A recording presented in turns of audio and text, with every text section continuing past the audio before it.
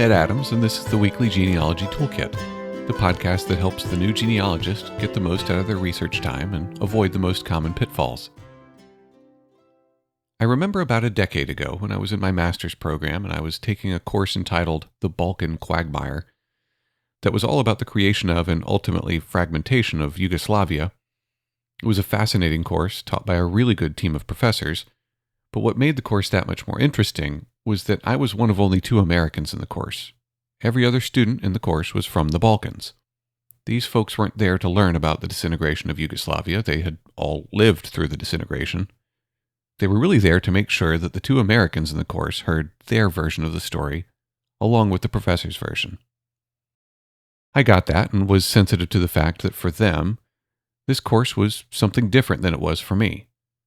What I thought was fascinating, though, was that even at the beginning of the course, when we were talking about medieval history of the region, there would be knockdown, drag-out fights over various interpretations of events. I'm talking grown adults, purple in the face, spit flying out of their mouths, while they're arguing about things that happened in the 13th century.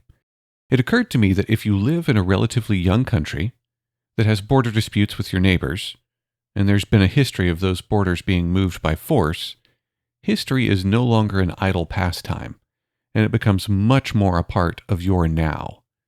It matters to you in a way that for many Americans, regardless of how much you may enjoy history, it doesn't really matter quite like that. It was really a valuable experience in cultural awareness. It's not really all that related to genealogy, but that story really helps me put a concrete feeling to the importance of understanding the historical context of your ancestors.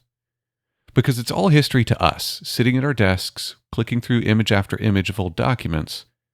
But to your ancestors that you're researching, that history was there now. It was the context of their lives, the things that they worried and stressed about. I feel like I often have to remind myself of that as I'm looking into ancestors of mine who fought in wars. I got my degree in military history, and I've always been fascinated by conflicts as I think that they shape so much of human history. But as I look at the present circumstances of the world, those wars seem less fascinating and more terrifying. I have no doubt that most of my veteran ancestors weren't so much fascinated by their respective conflicts as they were just trying to navigate them for themselves and for their families. The study of genealogy for many becomes a sort of microscopic look at the history of human migration.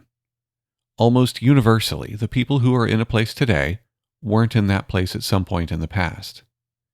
For some, that point was recent enough that it falls within a genealogical time frame, and it's always interesting to try to find out where you're from. Finding out only that your family came from a certain place feels a bit hollow without understanding some of the why behind that migration. It's really impossible to figure out the motivations of individuals who lived hundreds of years ago, or even really a few generations ago, unless you're really lucky and the individual kept a diary. But what we can do is look at our ancestors as a part of a bigger picture, and seek to understand that bigger picture. But what am I even talking about here? I guess what I'm saying is, don't find yourself stuck just researching your relatives. There's so much more to know than names and dates of birth, marriage, and death. I've had several moments when genealogy has taken my breath away, but it's rarely been when I found out when my ancestor got married. It's when I read about their world, the environment that shaped them and made them who they were. So what I'm suggesting is that once you've found that next generation back, you found the names and the places and the dates, take a small pause and start to explore their world. Thankfully, due to the power of the internet, you don't even have to get out of your chair. You just have to open a new tab on your browser and start Googling for the most part. So let's talk about how I get to know the world of my ancestors. First, I suppose, is my broad understanding of history. I think if you're going to be successful at all in family history research, you've got to at least have a mastery of, say, high school level history. What were the big moving pieces? When did they occur? There's often practical benefits to this knowledge as it can help you understand what sorts of sources might be available depending on when and where your ancestor lived. Beyond that, it will help you better target much more interesting microhistory of your ancestor. When I talk about microhistory, I'm talking about the moments in history that directly shaped your ancestor. Say, for example, your great-grandparents lived in the small North Texas town of New London from the 1920s through the 1940s, before moving on to Florida. Sure, the Great Depression would have been a major influence on their lives. If you don't have a good understanding of the Depression and how it occurred and what its impacts on your great-grandparents were likely to have been, you might want to start there. There may not be many sources that talk about the effect of the Great Depression on New London, Texas, or even on North Texas. But there's enough out there, and the information will be broadly applicable enough to be worth digesting. But that's not really microhistory. Microhistory is discovering that on March 8th, 1937, in New London, a major natural gas explosion leveled the town school, killing more than 300 teachers, administrators, and mostly children. That's the kind of event that very few people in the world know about, but was possibly the single largest shaping event of your ancestor's life. Now let's say that your great-grandmother was a school teacher in New London when that explosion occurred. You may never find out how she survived. Was she one of the lucky few who was spared? Was she late to work that day? Was she out sick? There may be no way of knowing, but now that you've learned about the event and your ancestor's occupation, you have an entirely different level of appreciation for your great-grandmother. Your relationship with your own history shifts, and you start to see your own life from a different perspective. It may sound hokey, but that's been my experience. But how do you learn that the 1937 explosion in New London even happened?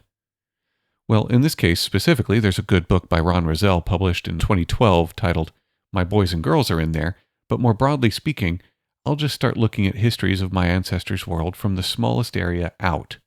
So if I learn that my ancestor was from Bloomington, Illinois, then I first start looking at the history of Bloomington, then of McLean County, Illinois, then of Illinois, then of the Midwest, and so on. It's sometimes as easy as Googling. If I were doing this, I'd literally start by Googling Bloomington, Illinois history. I'd learn about the 1900 fire that burned down most of downtown, about the 1917 streetcar strike. You'll find good information on Wikipedia, on local genealogical society websites. Sometimes local libraries have historical overviews of the local community. Speaking of libraries, I'd like to take a moment to praise librarians, because they're just the best sort of people. When I'm trying to get research done on the history of some very obscure topic, I have found great success in just calling the library local to whatever area I'm researching. They almost never know the answer to my questions, but they almost always direct me to people who either know the answers or can find the answers. They're always super friendly. Just recently, I was looking into the history of a particular Confederate hospital in Alabama. I called up the local librarian, and without even batting an eye at my strange request, she said, "Oh, let me get you the phone number for Mr. So-and-so, the local historical society president." I had a great conversation with the man she referred me to, and he even mailed me some things that have been helpful in building my understanding.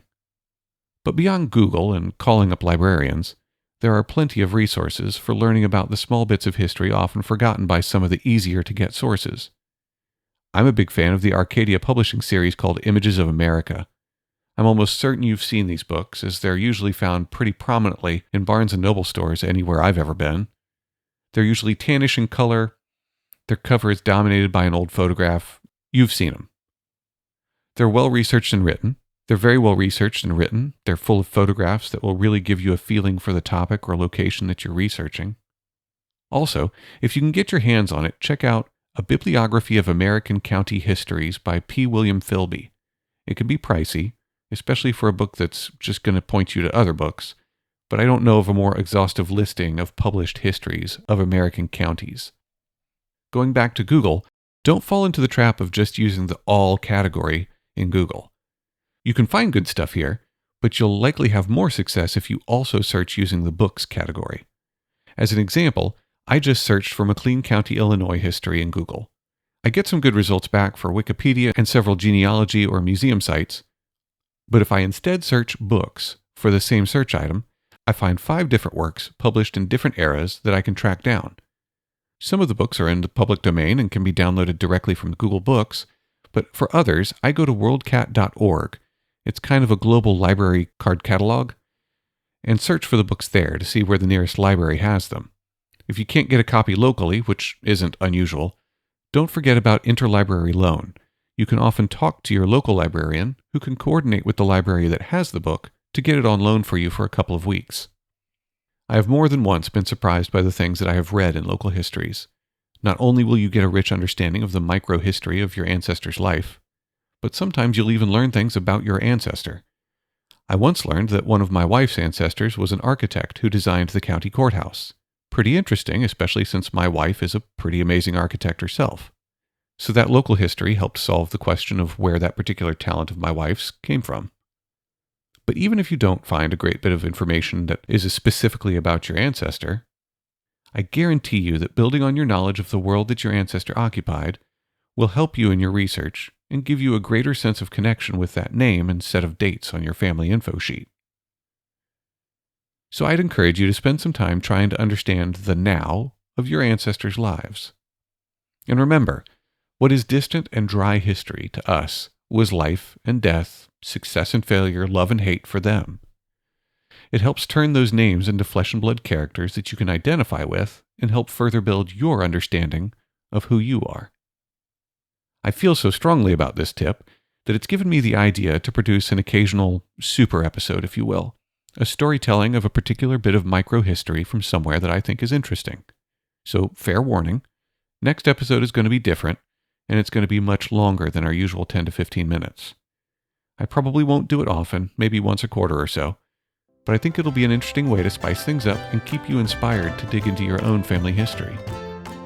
If you'd like to reach out, feel free to contact me on Twitter @TheWGTPod and leave a review if you're really enjoying what you're hearing.